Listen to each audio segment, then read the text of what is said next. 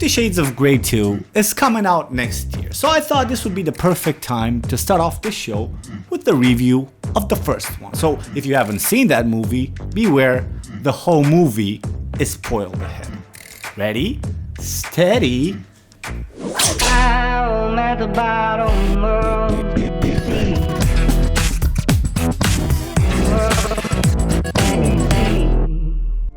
sea. So this is just an interview for the newspaper. I just have a couple of questions. So the movie starts out with virgin-looking, virgin-acting Miss Anastasia Steele biting her lip like, see, she is kinky. Anna, take my car. But smart too, huh? I do have a GPS and a 4.0 GPA. So she fills in for a friend to interview eccentric billionaire Mr. Grey, and in case you didn't get the note, the movie's in a hurry to point out that she's at his feet the moment she lays eyes on him. She proceeds to ask him about business, and then the movie quickly points out he's a control freak. So you're a control freak? Oh, I exercise control in all things, Miss Steele. He a freak. But also a humanitarian. Including several in Africa. Is that something that you feel passionate about? Feeding the world's poor? Well, feeding the world something. Then she proceeds to ask if he's gay, right? And then quickly apologizes for her friend's direct style of questioning. Mr. Grey, Kate can be a little Intrusive? curious. You know, pencil to the lip and everything, right? And then they cut to a close-up of his hand gripping the desk like... No doubt making all the young girls in the cinema thinking of a hand in their neck, or, you know, maybe on their wrists, or even that shit in Twilight where the guy breaks the bed because he's such an old vampire, but it's cool because he looks young, right? Fucking IKEA. After that, he shows interest by canceling the next meeting and wanting to know more about her. And she's all timid and shit. I would like to know more about you. There's really not much to know about me. Like, gee golly, sir, I'm just a simple girl who likes simple dick, right? He then quickly tries to buy her. We offer an excellent internship program. It includes dental. I don't think I'd fit in here. And he gives her this look like, oh, we'll see what fits where, okay? Then she goes home to her friend, right? And she confronts her for the forward questions. I asked him if he was gay. That was in your questions. Why would you do that to me? Which is absurd, because her friend should have been like, bitch, I sent you there to interview one of the most powerful human beings on this earth. You did read the questions beforehand, right? How come you're just bringing this up now? What kind of friend is this? I don't get this. Further on, she's at her job, right? Hardware store. Because, of course, hardware stores, they're the poor man's BDSM shop. Duct tape, cables, clamps, rope, that sort of shit, right? Then, lo and behold, Grey walks into that exact store. What the? What a pleasant surprise, Miss Steele. Romantic coincidence at first sight. Two cars stalking Anastasia and reporting her every move to Grey, if you really think about it. I was in the area of business. Needed to pick up a few things. Yeah, no, clearly. Your sex dungeon in the trailer and all that stuff. Clearly from Home Depot. Who's stalking who? What? Rope. But hey, they do show that he's there for... Basking tape. We have 2-inch and 1-inch. But the truly self-respecting handyman will have both in his toolbox. He gives her this look like, oh, I have all sorts of inches, don't you worry about it, right? At the register, they set up a meeting for a photo op. At the photo shoot, he shows his possessiveness. So is he your boyfriend? The photographer? Jose? No? The guy at the store? Then they grab a coffee, and it seems... My dad died when I was a baby. And a dad is the first man in a girl's life. It's where she gets her instinctual role models, the good and the bad. So girls who lacked one are even more insecure and have a greater need for protection and willingness to do whatever it takes for their man for all the wrong reasons, right? So Grey's onto that shit like flies. And your mother? My mother is on husband number 4. She's an incurable romantic. Translation: her mother never worked on herself, never focused on what she needs, only on what she wants, and repeated the same mistakes throughout life. I mean, I'll give anybody 3 marriages, but 4, go fuck yourself, okay? So no role model mother there either, right? Then they walk out, he saves her from a bike. What is that? Watch it. But is like, I'm bad for you. I'm not the man for you. You should steer clear of me. Because of course that's what little girls want. Listen, you guys know me. I'm a preacher for putting your cards on the table even for some fun. But that's not what he does he? Because he says, I'm not the man for you. But then he grabs her close and cheesy. You should stay clear of me. You know, he gives her that shit. See, girls, what that is a promise. Simple. Tell the girl you're bad for her, but seem protective, rescuable, and changeable. That's what we all want, right? To change people. How about we first cut the drama? Like, look, girl, I like you, I don't want anything, but I do like you. If you're rich, she'll say yes anyway, most likely, right? If you look like this guy does. I have to let you go. Then cheesy bullshit where she's intrigued and he's possessive ensues, right? Drunk call. Let's go for coffee. Listen to me. I want you to go home right now. That's it. Tell me where you are. He's bossy, we get it. Friend zone friend who's too nice. No. Dude, no. She said no. Crazy intriguing. We get it. Intriguing rich, that is, right? She's drunk, she laughs, snores, faints. Anastasia, have you been drinking? You hit the hell on the nail. I think I'm gonna faint. What, now? We get it. She's insecure. We get it. But get this, he wants it done exactly how he wants it done. So she wakes up to some pain medicine and a glass of orange juice from him. But in truth, he would have been more honest coming into the room saying, hey, I see you found my dick post-its, right? But he sleeps with her in the bed because she was too drunk. Classy move, I must admit. Then he picks up some clothes for her. Had Taylor pick you up some clothes. Well, Taylor did. Who's Taylor? My driver. You're a stalker. Why am I here, Christian? You're here because I'm incapable of leaving you alone. You're here because the screenwriters are incapable of writing good dialogue. That's why you're here. I don't do romance. This guy fucks. Then, more mixed signals. I want to touch you, but you need to sign something, but fuck the paperwork. I would like to bite that lip. I'm not gonna touch you. Not until I have your written consent. Fuck the paperwork. Bullshit. See, Gray isn't believable, because I would have been fine with Gray being a billionaire with a strict BDSM fetish, because they exist. They don't look like Gray. This is what pisses me off about this movie. A guy who amounted a fortune can only mean bullshit when he gets carried away with lines like this, right? He's supposed to be a predator. He's a man who at least unintentionally ruined some lives. At most, probably stepped on a few heads to get where he is. Why? So that you believe that you're worthy of some shit like this. Well, guess what? You're not. Gotta work for it. Career. Gotta work on yourself. A lot. And most of all, gotta lower your expectations, yeah? Girls who love these type of movies are boys who are obsessed with sports. It's that simple. Never had Mother Nature's gifts or put in the work to get there. But at least in sports, it's live, you know what I mean? Not eating out of the hand of some fucking Hollywood PR people looking to cash in on your lack of experience. Like, see how shy and innocent she is? Just like you. This could be you. No, this movie wants to teach you nothing about real life. It's politically correct naughtiness. Dude, just look at the scene where the elevator opens, right? Asian man, check. Black man, check. Middle Eastern man, check. White man, check, right? Then comes the perfect date. Helicopter ride, his. He flies it, straps her in tight, huh? Because this is a BDSM movie. Get it? Did you get it? And then Love Me Like You Do, bullshit, bullshit, bullshit song with no real message. I don't make love. I fuck. Hard. Ooh, I told you this guy fucks. Holy shit, she was a virgin. This movie blows. You're still a virgin. They get naked, he's like, I want you to be my submissive. But he starts her off slowly, right? Gets a tie, like, wash this for me, will you? There's dishes in the sink. No. Which one's yours? Oh. Of course he has Audis. This whole fucking movie is an Audi commercial. A Volkswagen Group commercial, that is. So the only thing here being whipped is Mother Nature. I shall address him only as Sir, Mr. Gray, or such other title as the dominant may direct. Like Sir Audi, or Mr. Volkswagen Group, or Captain Pollution. So now they're discussing the contract, right? The contract with all the rules. Vibrators okay, dildos fine. Find anal fisting.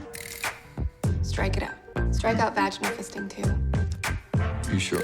Yeah, motherfucker, you just popped her cherry. I'm pretty sure fists and champagne bottles are off limits, right? What are butt plugs? It's a plug that plugs your butt. It's in the name. Then he throws in a regular date. Now see, this is how you do it. You impose a hard limit and then you soften it up a bit so you come off as generous, right? I do no pictures, then take a fucking picture, then she's like, I can change him. Bullshit manipulation, right? Love it. Then he becomes observant and goes into full lie to me Dr. House CSI mode. You want to leave? Yes. But your body tells me something different. The way you're pressing your thighs together under the table, and the change in your breathing, Grasping at straws, really. and then your complexion. You're flushed. You're flushed. Motherfucker, you're flushed. This whole room is illuminated red. Everything is flushed. Then he shows up at her graduation, being all like, Anastasia Steele. Delicious. I should be very proud. I should just try it my way. Please. but in reality, he probably had like 7 girls in that lineup graduating, just being like, just try it my way, please. See you Friday, right? Then another one comes, just try it my way. See you Saturday. Cast a wide net. A wide net of douches. Then he buys her a car, Volkswagen, huh? And sells her old car, Volkswagen, huh? Where's my car? I told Taylor to fetch a decent price. And no signature is required because he's Mr. Grey, you know, he can sell anybody's property without their signature and shit because he's cool like that. Then he gets all lippy and rowdy, like, did you roll your eyes at me? And then spanks her out of passion. Intensely purchased passion. Look, I ain't saying she does it for the money. I'm just saying if you're nice, a car given nonchalantly always magnifies generosity, right? Which is strange, because earlier when she said she likes books, Hey, these are first editions. Sending back your expensive books. he sent her like the fucking manuscripts and like the ashes of the authors, and she gave those back quickly, right? So what the fuck is that? Like a car is okay suddenly? So she goes over, has a little thoughtful beginner's guide to BDSM. He's careful and a bit rough, cool. Then he takes her to a family dinner and pokes in between her legs at the table. Then, of course, this happens. They go outside and she wants more. Why can't we sleep in the same bed? Why won't you let me touch you? I need more. I want more. Classic chick behavior. You state you don't want anything more, but you're cool, so she confuses that for love. So they want to change you, and when they can, they do it your way, but giving in too much of what they're made of, and then they crack, and then you're the asshole, right? So even if you try to break the relationship on the downslope of it, they'll keep pushing and pushing, because they're confused by you being nice. But if you're an asshole, then they complain that you're an asshole. Fucking bullshit. Then he takes her on another plane trip. Christian Grey. If shit goes wrong, just put him in the air. When they're gonna have a real fight, he has to fucking fly her to the moon. One small step for man, one giant leap for BDSM, right? And of course, they end the movie with the montage of the movie we just saw, intertwined with shots of them suffering, all on Beyonce, whatever the fuck music. But they show only the kisses, like the part of him that is the whole point of the movie is gone. Of course they're gonna put that so you can be like, oh, right? Because that tells you he's changeable. Well, girls, you have to learn that men are motivated by hate as much as they are by love, and they're not mutually exclusive, these two. You can't change that part of a man. You can make him change it for you, but he puts you on a pedestal, and eventually he'll go and, you know, unleash his monsters with a woman that he thinks deserves it. But that's the key. Stop being holier than thou, and he'll address some of those flaws in the sack. You'll address some of his, if you're lucky, and you get to be cooler after that shower that I was talking about. You know what? Fuck this movie. Look, my main issue with this movie is that it's a cash cow, giving 15 to 25-year-old girls the thrill of the visual of BDSM. You know, maybe older bubbled women too, but in truth, it's just girls liking to be swept away off their feet by a rich dude. See, cause like most types of sex, the visual is 1/3 of it. The feeling of it is the 2/3, and the social and psychological aspect of it is the last third. And that's the biggest part when it comes to exploring your monsters. I'm sorry, but life, sex, and especially BDSM has to do with admitting imperfection, hating yourself for not being able to improve, attracting the same type of people, the same type of drama, etc. And leaning towards BDSM is letting go of that day-to-day struggle with yourself with the world. That's what it is. I'm not saying be depressed all day. I'm saying recognizing our limitation, be it started to see patterns in ourselves of how we know our parents to be, or something that we can't overcome ourselves. It comes from a place of knowing yourself. And knowing yourself, at least in part, is self-hate, because that's how you grow. You live life, you make the same mistakes, and eventually you'll hate yourself for that. And then when you try to fix some of those things that are in your nature, successfully or unsuccessfully, then that's the growing part. Make sense? But that struggle is hard on your psyche, so people sometimes have to give in to their dominance, to their weakness. Because you're at the point where, yeah, all men mistreat me, all men did this shit to me, do your worst. Here, I can take it. It also denotes strength in a way.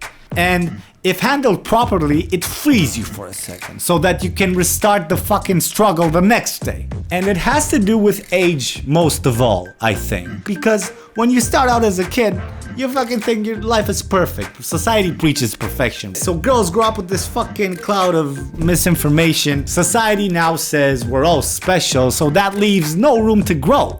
It creates this bubble for young chicks, and that bubble transverses into sex too. And that's why young girls are shit in bed. They're shit. They close their eyes trying to maintain their bubble, or they go the opposite way where they think they're so proud of how good they think they are in the sack because of something they can do that they forget to communicate. You're missing the talk, girls. And I don't mean just the words. Only when that life starts to happen, when you get that bubble burst, only then some limitations are recognizable and some adjustments happen, right? Men too, but that's a different dynamic a bit. Young girls, they're like a kid in the candy store, just wanting a taste for it, but not knowing what the candy is made of, or that the fact that her candy that she's offering is only sweet. Fuck sweet. Sugar is sweet, but I want candy. I want candy, right? And candy has flavor, which was worked on. Get my analogy? But that has to do with parenting, buying into media, individuality, and how you handle sex, how ashamed you are of it, and how you separate that for being a decent person. Shit I was talking in fucking Frustrations 1, right? BDSM is a place of knowing yourself and the other, and accepting for a second, or even more dwelling into the decadence, the dominance, and the lack of the burden of trying to stay in control of your life. That's what BDSM is. Mostly as a woman, but some guys are into, they're passive too. Whatever, to each his own. But that's what that is. And the dominance of it is guys being frustrated that they don't have fucking power in their life, right? And they try to transpose that. Listen, dude, if this movie was about exactly the same character, but presented Grey as a rich and complex man with demons by his side and tricks up his sleeve, then okay. You're trying to transmit something about the human nature, right? But this bullshit only makes me want to roll my eyes, cause he's sensitive too, like young sensitive, you know what I mean? Comes off as shallow, cause a real 30-year-old billionaire with means at his disposal and in touch with his monsters will go into BDSM with older women. Not older than him necessarily, but I mean more mature women, not girls, cause there's a conversation there in that role which makes BDSM what it is. And anyone who doesn't go for women and instead goes for a 19-year-old virgin is an insecure creep, cause he wants to feel big by contrast. Shallow domination, like a little boy with a big whip.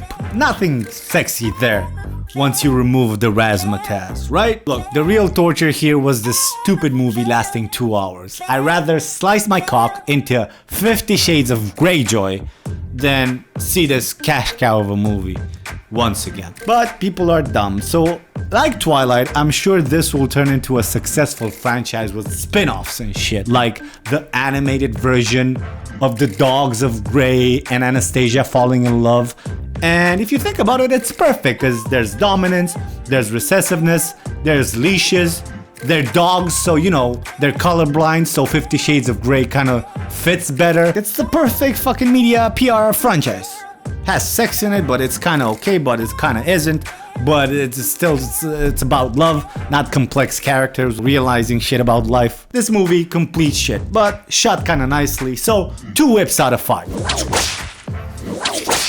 Hey, thanks for watching. I hope you liked it. Subscribe if you want to. Check out my Patreon if you want to. And of course, share it if you want to. Or, you know, maybe you didn't like it and you're into BDSM, so he makes you share it. I don't know what the fuck I'm talking about. This movie was complete shit. Ruined my day. Alright, I shouldn't have started with this fucking movie, but it is what it is. Thanks for watching. See you next time. Peace.